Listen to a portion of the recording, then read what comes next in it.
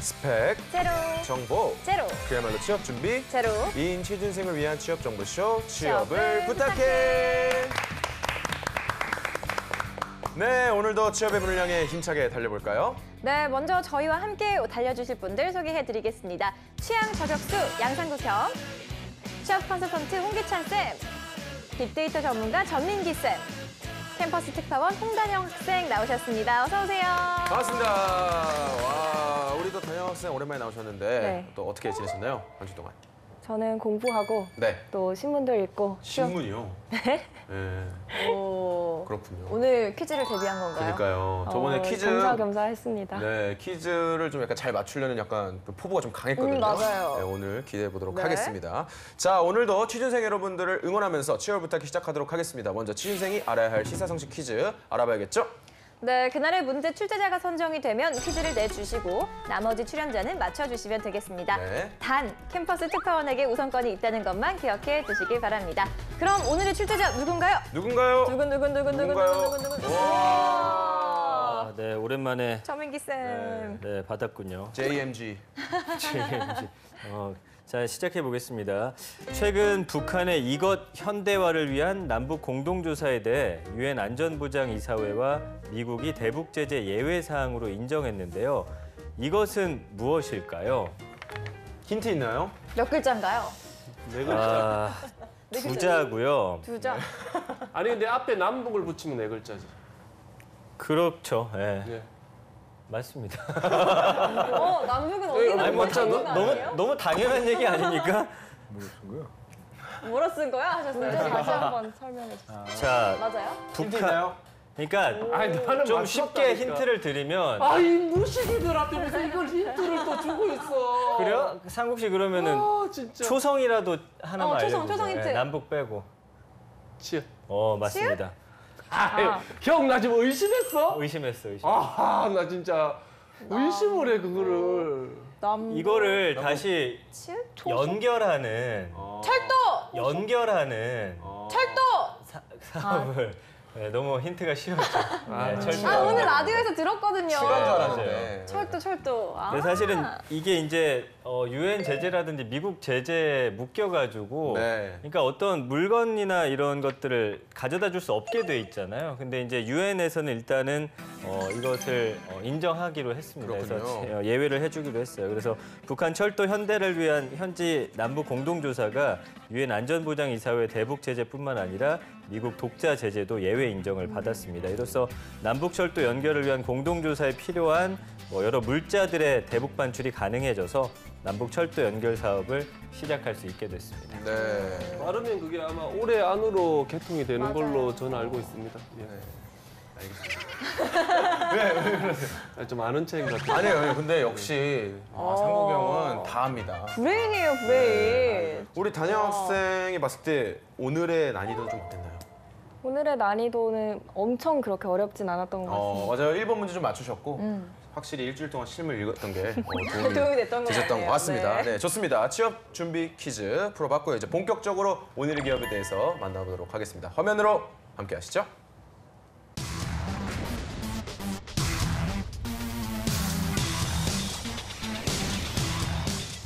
오늘의 기업은 STX입니다. 1976년 당시 강덕수 회장이 창원에서 쌍용 중공업을 설립, 이를 모태로 2001년 시스템 테크놀로지 엑설런스 STX를 인수해 재탄생했습니다. 이후 조선업 포항으로 급속한 성장을 해 단숨에 대기업 수준까지 성장했지만 2008년부터 급속한 하락세를 거듭 기업 해체 수준까지 이르게 됩니다. 이에 주사업이었던 조선해양 부분을 매각, 에너지 사업, 원자재 수출입, 기계 엔진, 해운 물류 등 4대 비즈니스를 중심으로 하는 글로벌 무역상으로 재탄생했습니다. 현재 STX는 마린 서비스와 리조트를 자회사로, 조선해양과 엔진, 중공업을 관계사로 두고 있습니다. 네, STX 제가 또 축구 좋아해서 경남FC 예전에 그 스폰서를 했었거든요. STX가 그래서 알고 있었는데 무역회사로 재탄생을 했군요. 자, 우리 단영 학생 STX 평소에 알고 계셨나요? 저는 조선해양으로 많이 알고 있었는데 네. 기업 공부를 하다 보니까 물류나 기계 엔진도 맡고 있더라고요. 네, 그렇군요. 자, 우리 꾸기 형님은 사실 마산인가요, 고향이? 저는 일단 고향은 김해인데, 김해인데. 고등학교를 또 창원으로 유학을 가가지고 네. 또 명문고등학교로 유학을 가가지고 네. 근데 약간 저희 동네 쪽에 그게 있었어요. STX 가면 저 취업 잘했다. 네, 약간 왜냐면 뭐 서울에는 워낙에 갈 기업이 많지만 지방에는 그렇게 큰 대기업들이 막상 잘 없거든요. 네. 근데 STX는 조금 그래도 그 동네에서 공부 잘하고 좀 좋은데 취직한 걸로 쳐주는 기업이었거든요. 그래서 STX는 저는 좀 잘 알고 있었죠. 네. 오, 그랬군요. 네. 그럼 이 시간 STX에 대해서 더 자세히 알아보도록 하겠습니다. 먼저 빅데이터부터 볼까요? 전쌤? 네, 지난 1년 동안 STX에 관련해서 23,400여 건 정도 언급이 됐는데요. 네. 사실 많은 분들이 조선해양 쪽으로만 알고 있지 다른 부분의 사업에 대해서는 좀 많이 모르고 계세요. 맞습니다. 그러다 보니까 아무래도 구조 조정이라든지 법정 관리, STX 조선이 좀 해체되는 그런 과정에서 나왔던 뉴스들과 관련된 연관어가 가장 많았습니다. 경남이나 창원이란 단어 볼 수 있고요. 경제나 그다음에 STX 조선해양, 노조나 산업은행, 뭐 노사라든지 자금, 투자, 조선소. 그러니까 그 외 사업에 대해서는 좀 널리 알려지지 않은 것이 이제 빅데이터 연관 키워드로도 증명이 되고 있습니다. 네, 그렇군요. 자, 홍쌤, 그렇다면 STX는 채용을 어떻게 하고 있을까요?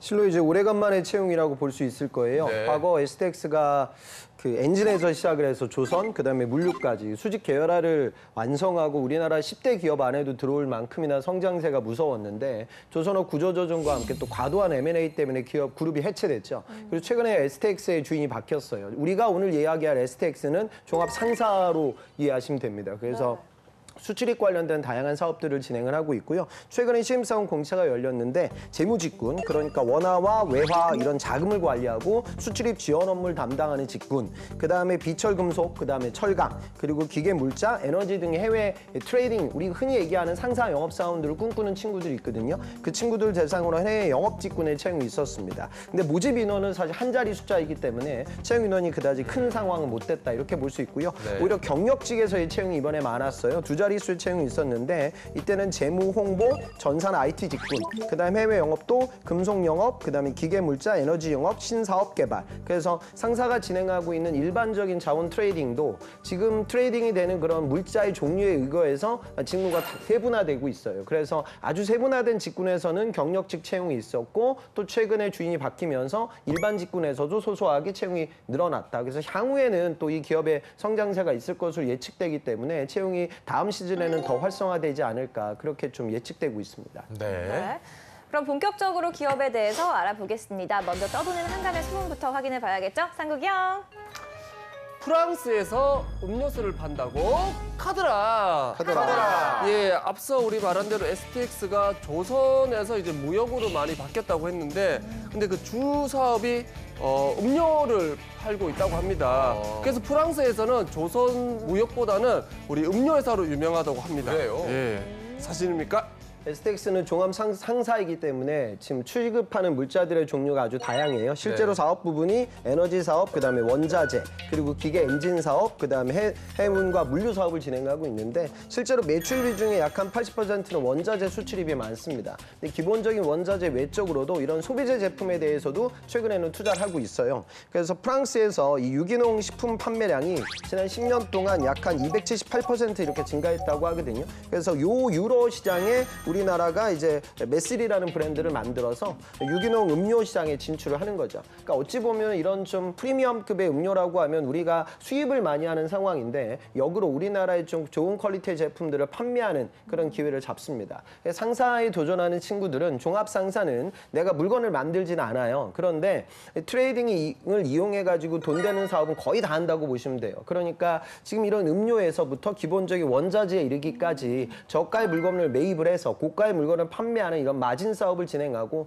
그러다 보면 원자재 값의 어떤 등락이라든가 유가라든가 환율이라든가 이런 대외 변수들이 굉장히 중요한 영향을 미치게 되죠. 그래서 여러분들 중에 어학적인 부분들뿐만이 아니라 무역 통관 그리고 거시경제 이런 지표에 대한 이해력을 갖고 있는 친구들이 도전을 좀 많이 해보셨으면 좋겠습니다. 네. 알겠습니다.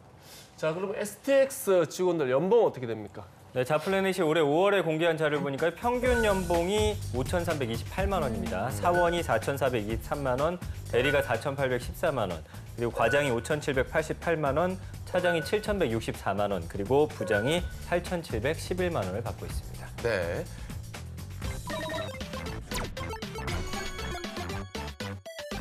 네, 기업에 대해 좀 더 깊숙이 알아볼까요? 핫한 키워드로 기업을 저격하는 시간이죠. 상국영.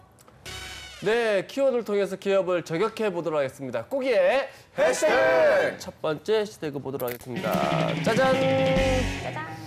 샵 겨울은 갔다 샵 자율협약입니다. 아, 어렵네, 협약.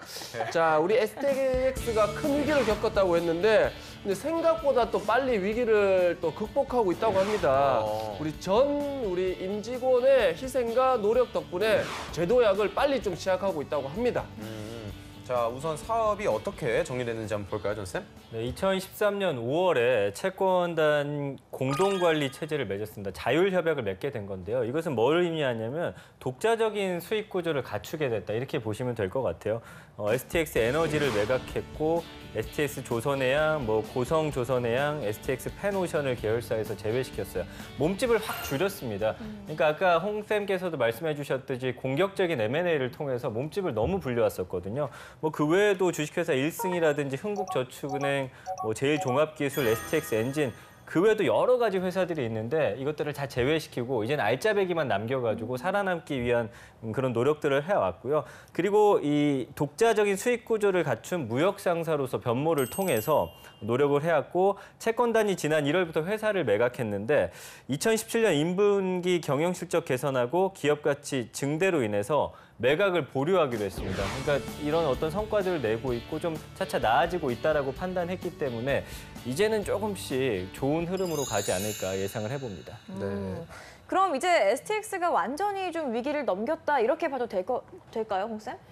그 그룹은 이미 해체됐고요. 예전에 강덕수 전 회장이 셀러리맨 신화라고 해서 과거에 이분은 좀 재벌 출신이 아닌데 쌍용 중공업을 자금을 모아가지고 인수했어요. 그리고 거기서 이제 사업이 막 확장하면서 그렇게 어마어마한 성장을 거뒀는데 조선업이라는 게 이제 사이클이 있기 때문에 조선업 사이클이 낮아지게 되면서 이제 과도한 투자 때문에 기업이 이제 도산한 케이스로 볼 수 있어요. 지금 우리가 얘기하는 STX도 최대 주주가 과거에 이제 KDB 산업은행에서 AFC 머큐리 유한회사로 지금 변경됐거든요. 이 회사는 중국계 펀드입니다. 그러니까 중국의 농업과학원, 그다음에 중국에 있는 주요 은행, 그리고 국영기업들이 출연해가지고 만든 펀드가 STX를 이제 인수했거든요. 그러니까 어찌 보면 좀 씁쓸하죠. 그러니까 우리나라 셀러리맨 강덕수 회장이 만든 기업인데 그 회사가 중국 자본에 이제 넘어갔어요. 근데 넘어가게 되니까 이제 새로운 투자가 일어나게 되고 그러다 보니까 또 최근에 채용 공고가 열렸다고 우리가 이해할 수 있거든요. 그리고 주 그룹의 모체라고 할 수 있는 STX 조선해양, 그리고 STX 중공업, 여기는 아직도 사는이 대지주로 이름을 올리고 있기 때문에 최근에 우리나라 조선업이 다시 조금 살아나고 있어요. 그래서 글로벌 경기가 좀 살아나면서 수주가 좀 늘어나고 있고 국가에서도 일부 중견 조선업체들을 대상으로 한 일감을 준다 이런 보도들이 나오고 있기 때문에 향후에는 이런 STX 외에 지금 우리가 얘기하는 STX는 이미 중국 자본에 넘어갔지만 조선업 관련된 회사들은 앞으로 좀 성장하는 그런 비전을 보여주고 있습니다. 네, 그렇군요. 참 많은 일이 있군요. 자, 좋습니다. 다음 해시태그도 한번 보겠습니다. 네, 다음 해시태그 보도록 하겠습니다. 짜잔! 샵 세기를 개척한다. 샵 탱크터미널 프로젝트입니다. 제도약을 하고 있는 우리 STX, 이젠 세기를 직접 개척해 나가고 있는데요. 그 첫 번째 길이 우리 LPG 탱크 터미널이라고 합니다. 네, LPG 탱크 터미널 프로젝트. 자, 어떤 프로젝트인지 좀 자세히 알아볼까요, 전쌤? 그러니까 STX가 조선해양에서 물류로 사업을 전환하면서 중국과 북한 접경적인 러시아 연해주 핫산 지역에다가 LPG 탱크 터미널을 건설하는 겁니다. LPG가 아무래도 폭발의 위험이 있기 때문에 중국과 러시아가 사실 사용량이 굉장히 많은데도 불구하고 이걸 저장하는 곳이 없어서 활발하게 교류가 못 되고 있었거든요. 그래서 이번 기회를 STX가 이제 포착을 하고서 투자를 통해서 이 지역의 중간 물류 기지를 만드는 것입니다. 그러니까 공급자하고 중국 측 수요자의 LPG 저장 환적 서비스를 제공하고 이제 돈을 받는 것이겠죠. 그래서 앞으로 이런 향후 STX의 방향성을 확인하는 아주 그런 상징적인 투자라는 그런 평가가 있고요. 아마 이것이 잘 활성화된다라고 한다면 물류 거점으로서 활용하면서 중국과 러시아 쪽에서 사실 사업을 확대하는 데 있어서 좀 큰 역할을 할 것으로 보이고요. 그렇다면 수익도 상당히 올릴 것으로 예상이 됩니다. 네. STX가 기존 사업을 완전히 중단한 건 아니지만 새로운 사업에 보다 더 열중하고 있는데 과연 과거의 영광을 좀 재현할 수 있을지도 궁금해요, 홍쌤. 기업의 주인이 바뀌었기 때문에 보다 좀 공격적인 투자를 진행할 수 있겠죠. 그러니까 상사의 비즈니스 모델은 크게 두 가지로 보시면 돼요. 첫 번째가 이제 자원 트레이딩인데, 그래서 요즘 뭐 삼성물산 상사 같은 경우에는 이공계 채용을 따로 하거든요. 그러니까 지금 트레이딩이 되는 부분이 기본적인 공분이라든가 원재료만 있는 것이 아니라 그 제품의 기술적인 특징을 정확하게 알아야 트레이딩이 가능해질 때가 있어요. 그래서 원자재 값은 국제 시세가 등락이 아주 심합니다. 그래서 저가에 매입을 해서 비쌀 때 파는 이런 마진 장사를 진행하고요. 아까 지금 전 팀장님 이야기하셨던 LPG 탱크 터미널 이런 것들 우리가 프로젝트 오거나이징이라고 볼 수 있거든요. 이건 뭐냐면 어떤 국가들 그다음에 그 국가의 어떤 투자 계획들을 보다 보면 아 현재 이런 상황이라고 하면 이곳에 이런 탱크 터미널 건설이 필요하겠다. 그럼 이걸 활용해서 사업을 창출할 수 있겠다. 이런 비즈니스 계획을 상사가 포착해요. 그런데 상사가 이런 터미널 시공을 진행할 수는 없거든요. 그럼 팀을 꾸리게 되는 거죠.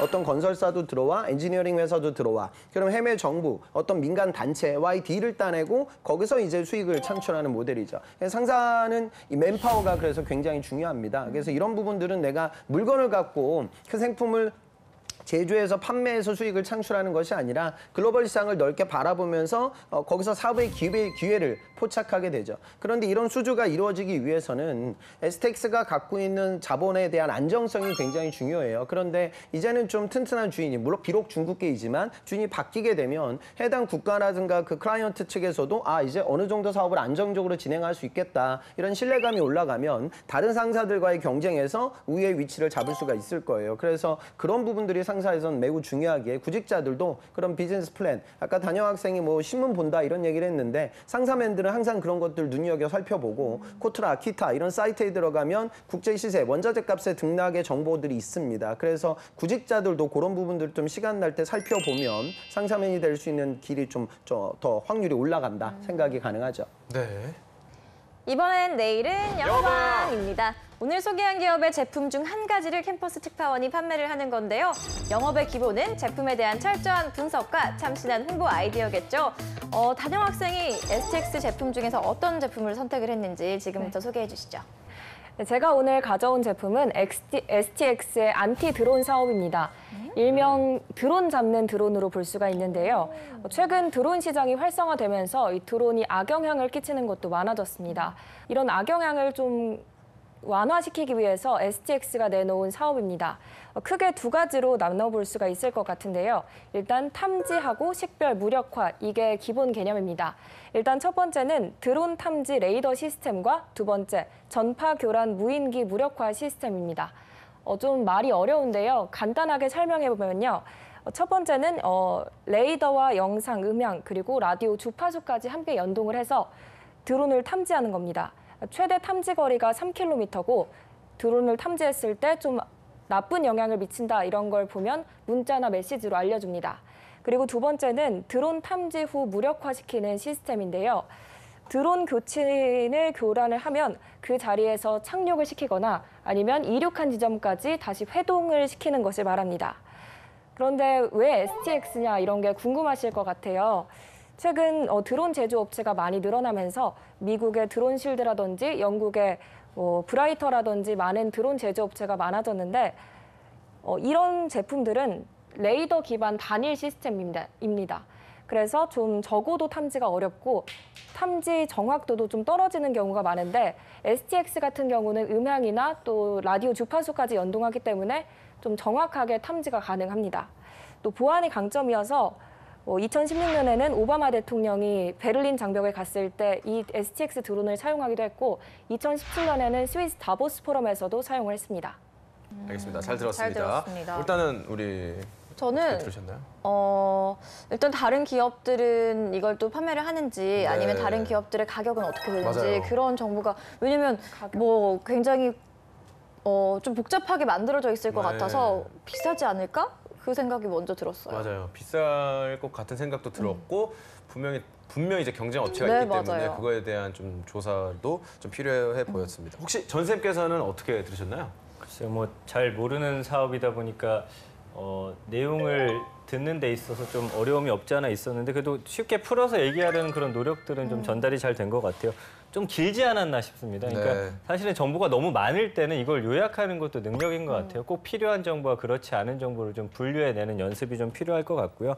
그래서 이런 것들을 잘 전달해야 될 것 같고 일단 저는 이게 드론을 판다는 건지 아니면 그 드론의 시스템을 판다는 건지 조금 헷갈렸고 그다음에 드론을 어떻게 잡는다라는 것인지도 네. 좀 궁금했어요. 뭐 드론을 뭘 쏴서 이게 떨어뜨린다는 것인지 아니면 그런 쪽의 정보가 조금 부족하지 않았나. 근데 확실히 단영양 지난주보다는 좀 뭔가 정보를 본인이 습득해서 그거를 좀 이해해서 풀어주려는 노력들은 확실히 좀 돋보였다 이렇게 평가하고 싶습니다. 네, 알겠습니다. 자, 그렇다면 마지막으로 홍 쌤은 어떻게 그러니까 보셨나요? 안티드론이라는 시스템, 그러니까 드론을 판매하는 것이 아니라 드론 때문에 벌어질 수 있는 리스크 요인들, 그 리스크 요인을 이제 막을 수 있는 시스템이죠. 그러니까 아까 단여 학생 얘기했던 게 저는 잘 들렸는데 그 포인트를 좀 못 잡은 것 같아요. 결국엔 탐지, 식별, 무력화 이 세 가지거든요. 그러니까 우리가 요즘 뭐 방송 보면은 뭐 다들 뭐 드론 카메라를 활용해가지고 이제 요즘 다 영상 제작을 하더라고요. 네. 그럼 그건 영상 제작에만 쓰이는 것이 아니라 사생활이 침해될 수가 있고 보안 관련된 리스크 요인이 많아지죠.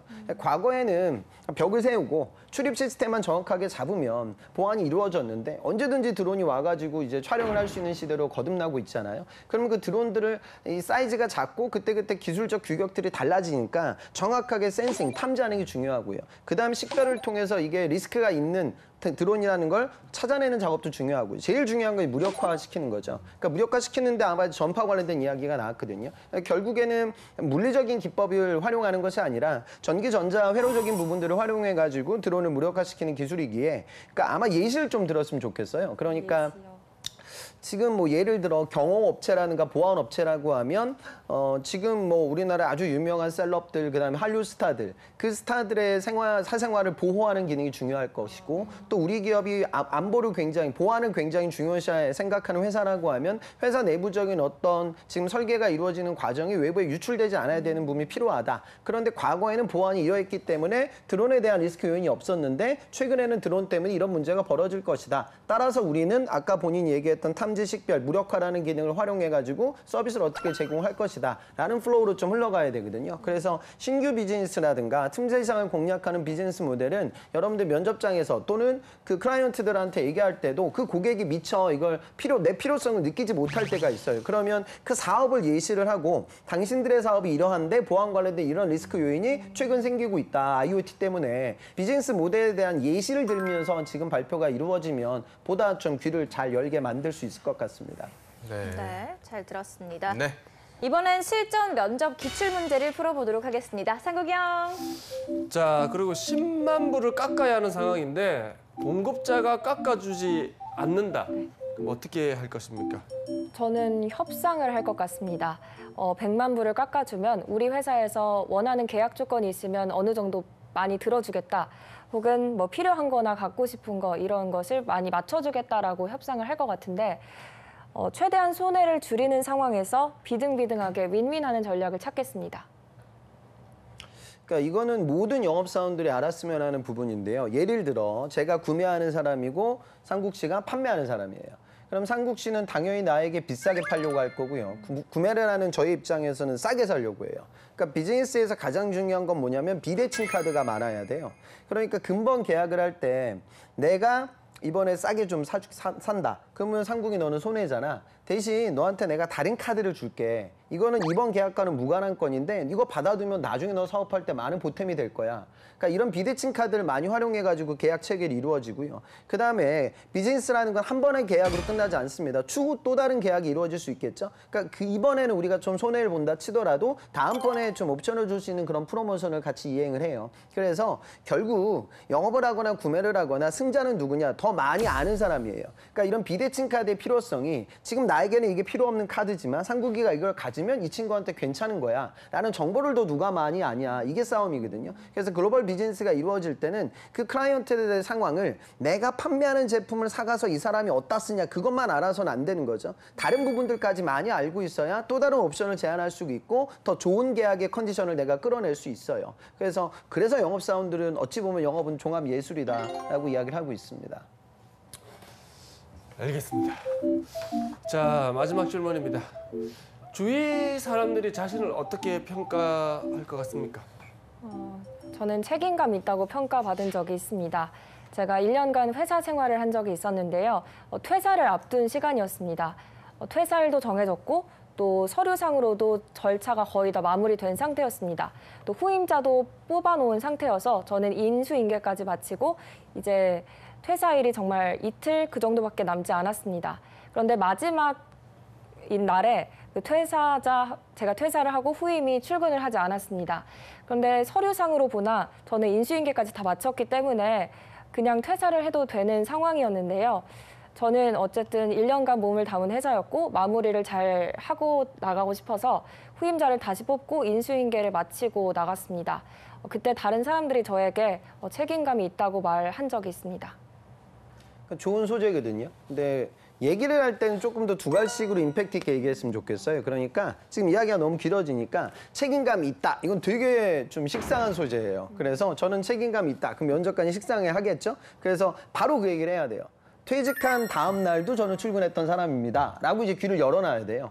그리고 그 당시 상황에서 인수인계가 끝나고 어떤 상황에서 저는 하루 더 제가 출근해서 제가 별도로 뭐 경제적 이익을 받지 못했지만 같이 일했던 선배님들에게 책임감을 갖고 일을 해드렸던 경험이 있습니다. 그러니까 요 구조로 가야 돼. 템포가 빠르게. 그러니까 단연 학생이 이야기를 할 때 이야기는 조곤조곤 잘 하는데 너무 좀 뒤쪽에 핵심적인 부분을 붙여놓게 되면 루즈해지거든요. 그래서 앞단을 조금 더 두갈식으로 얘기할 수 있게 화법을 좀 바꿨으면 좋겠습니다. 그리고 제가 지금 얘기하듯이 면접장 가서 얘기할 때는 템포가 좀 올라가고 톤도 조금 올라가면 더 잘 들릴 것 같아요.